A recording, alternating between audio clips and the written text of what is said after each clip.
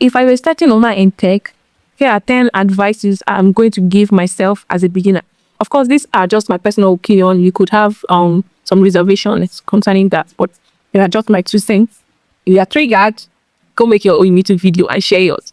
The first thing is to study the ecosystem. Study how businesses are being built. Although this is just something that might not fit for everybody, but it depends on the kind of client you want to work with. If you want to work with B2B founders or B2B kind of businesses or stars or AI brand, you have to study the ecosystem. For example, when a business owner, when a founder wants to build a brand or to build a product, the first set of people he hired is generally the product designer, then the web developer or the app developer, and then usually the front-end developer and the back-end developer, and then the web designer, and then the project manager. These are the first set of people, right? So when the product has already been built, which usually takes like between a year and 6 months or 2 years before they start thinking, or maybe, oh, let's hire a product marketing manager, or let's hire somebody in marketing. That's where you see people in marketing, or maybe social media manager, or ad specialist, things like that, right? Then when the company wants to scale, that's when you start thinking of all this customer support, tech support, virtual assistant, and all of those. So imagine if you want to learn a tech skill and you're rushing to go learn something like video editing or graphic design and all of that, and your dream is to work with AI and SaaS brands, want to work with them full time. So you are basically saying that where you come in a business is not that initial point. But then it doesn't mean that you shouldn't learn graphic design or video editing if you want to learn graphic design or video editing. I'm just trying to tell you to understand where you come in a product, a lifestyle, in a product line, or when a business is building whatever the products they are building. So understand it first. Once you get into the mind of a founder, how they think, you definitely know how to pitch. And when you're studying any brand or any business at all, you know, does this brand need my services? Are they at the point when they can hire me, or are they at the point where they can't hire me? So that's the first thing. Then the second thing is you don't really need all those paid courses. You can do it free. Yeah. I did digital. I am into digital marketing, email marketing, copywriting, social media management, and I will tell you for free, I never paid for any course. Of course, going through the free route will make your journey longer and stressful. But then if you're someone like me, that when I was starting tech, I was more on a survival mode. I didn't have any money or any resource to spend on courses. So I used the free route. I took courses from Acadia, from Hotspot Academy, from e-marketing institute. I did a series of internships and all of those. So to build my brand, to build where I am now. Of course, if I was starting over and I had the finance, I'm going to buy paid courses and just get it over and done with faster. But once you are a beginner, you might not really need all those paid courses. Just start from free first to figure out, do I like this tech skill or not? So by the time you finish the free course, you will know whether you need to upgrade to a paid course or not. Then the third thing I would advise is to stay one place. Stop running from one course to the other. Some tech people are what we call confused. They are confused. They're always course hopping from one course to the other. Today you're in web design, tomorrow you're in copywriting, next tomorrow you switch to paid ad, the next you head virtual assistant is your creative, and you are running from here to here. There's no your personal brand, your portfolio are all scattered because you are many things. If you should learn a course, learn one, focus on that one to land jots or kits or whatever. When you land all those ones, you now scale to that. Then you can also take what we call complementary skills. There are skills that complement each other. Maybe we're a virtual assistant. For working with clients, you find out that they are always asking for all these automation things, CRM automation. You could learn that by the side and join with your virtual assistant. Same thing with something like customer support or maybe lead generation, especially. That is complementary skill. Not I'm a virtual assistant and I'm a web designer. They are not even in the same category. They are not. Or somebody like maybe a social media manager, you learn graphic design, how to design social media graphics by the side, or maybe you learn real short form video editing. They are complementary skills because you use that same skill when you're serving your clients or you are doing your work or as a social media manager. They are complementary. So then another skill is something like copywriting, and you learn content writing by the side of it. They are all complementary skills. Learn how to know which skill is complementary and which is not. Of course, you might dictate it. Everybody wants to be a software engineer. You want to be a cybersecurity analyst. Like those big names are cool. They sound really sweet to the ear and interesting. But be realistic. There are some courses, there are some tech skills that you learn if you're in Nigeria, and there is no way you are going to earn money from it. There are no companies that are going to hire you. There are no brands that need your services here in Nigeria. There are some skills that if you want to relocate, those skills make sense like they make sense. Or if you're targeting foreign clients, those skills make sense. Not skills that you learn in Nigeria. Something like data analyst and what's it called, cybersecurity analyst, stuff like that. They sound cool, they sound interesting.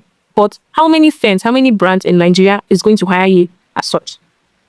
You see, it will be hard for you to really get paid for that particular. The fourth advice I'm going to give is to be confident. Be confident, be loud, be audacious.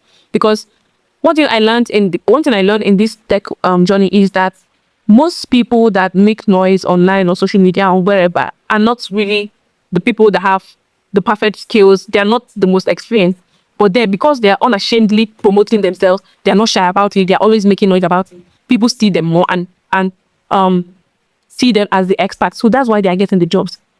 This one is not I am an introvert, I am an extrovert kind of thing. Even if you're an introvert, you show up. You use B-roll reels, you use any kind of way.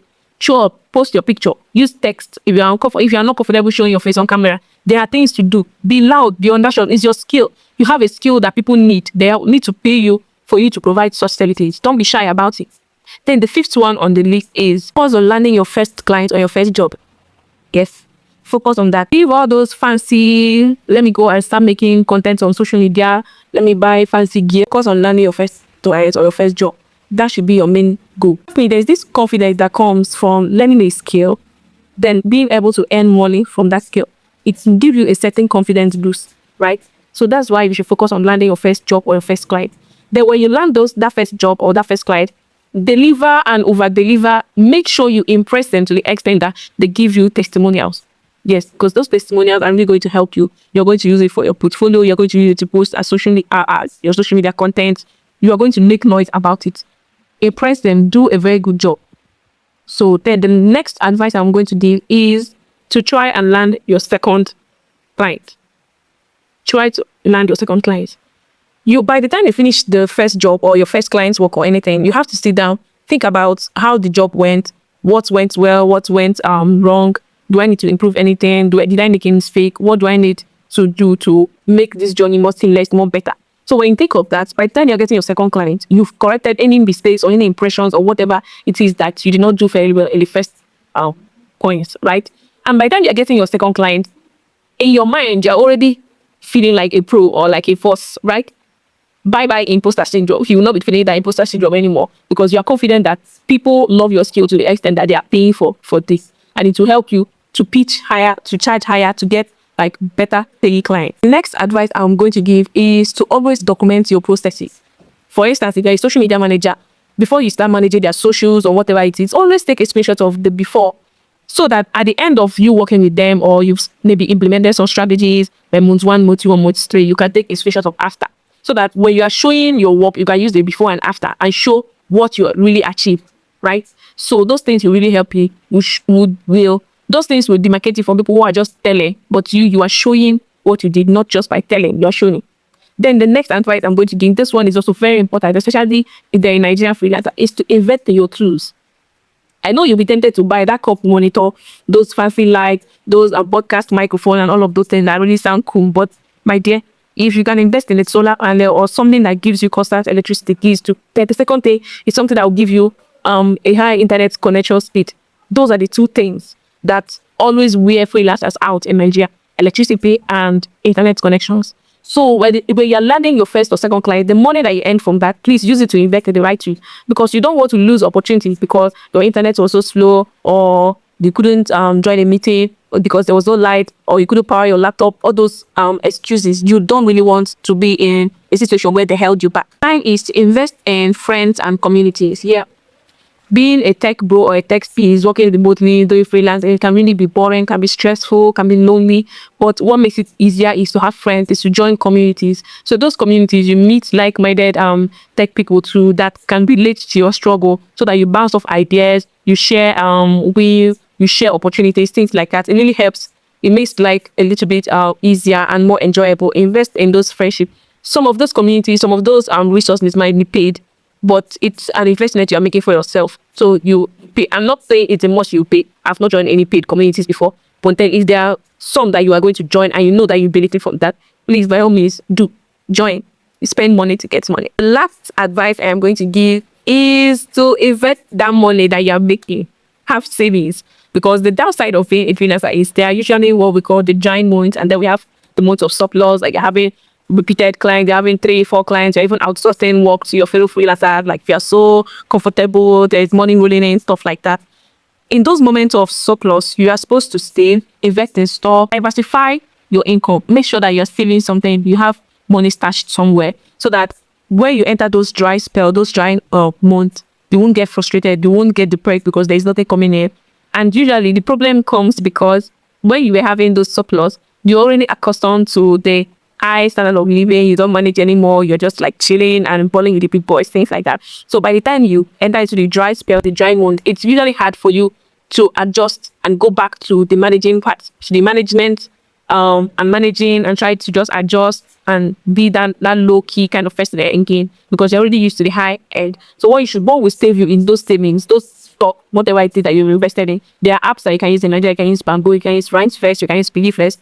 All those apps can help you save money. If you're someone that does crypto or you buy NFT collection, stuff like that, buy it, keep it safe, because it won't be rosy every day. Yes, I know you might say, God forbid, I would always be successful. Money will always be there. Yes, it's going to be positive and all of that, but then you have to prepare. You have to prepare, you have to plan.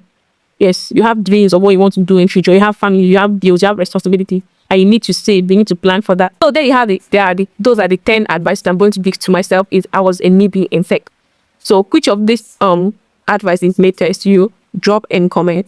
If you have any other questions or something you want me to discuss related to tech, or just talk live living, or just challenges of being a Nigerian freelancer, share in the comments. Don't forget to like, subscribe, and sit tight for the next video.